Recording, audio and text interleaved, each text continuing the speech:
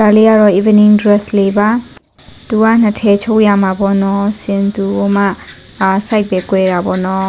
medium size နဲ့ large size ဆိုပြီးတော့နှစ် size အပ်ထားတာပါဒါကတော့ထုံးစံတိုင်းကျမပုံချမ်းဆွဲနေရပါတော့တကယ်ကလေကျမပုံကိုပေါ့နော်ဒီလိုမျိုးတင်တန်းတက်တာကလုံးဝအခြေခံသေးပဲပေါ့နော်ခန္ဓာကိုယ်ပေါ်ပိုင်း body frame နဲ့ ribbon တို့ပြီးကြတော့ဒီလိုအတွင်းလုပ်တဲ့ဟာပေါ့နော်အဲ့ဒါသေးပဲတင်ပါတယ်အောက်ပိုင်းကိုမတင်ရသေးဘူးပေါ့နော်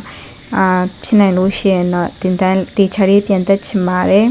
တင်တန်းကောင်းတဲ့ဟာလေးတွေတီးကြရင်လည်းညွှန်ပေးကြပါအောင်နော်ဒါကတော့အကုန်လုံးဆွဲပြီးတော့ပတန်ဆွဲနေရပါတော့ဒီလိုအင်ချီချိုးရတဲ့အချိန်မှာပေါ့နော်အကြိုက်ဆုံးအပိုင်းကတော့ပုံဆွဲရတဲ့အပိုင်းပဲကြိုက်တယ်ပေါ့နော်ဘာလို့လဲဆိုတော့ပုံဆွဲတာကတော့ကိုယ်ကဝါသနာပါတယ်ဆိုတော့အင်ချီချုပ်တာကြတော့အစားတော့ကတော့မဝါသနာဘူးပေါ့နော်ဒါပေမဲ့ချိုးရင်နဲ့ဝါသနာမပါပေမဲ့ပါမီပါတယ်ဘာညာပေါ့စတာပါဒါကတော့အင်ချီညှက်နေရပေါ့နော်ဒါကတော့အောက်ပိုင်းစကတ်ပေါ့နော်အဖြန်ကြမှာပဲအကုန်လုံးပြီးပုံတင်ပေးပါမယ်အားလုံးပဲဘိုင်ဘိုင်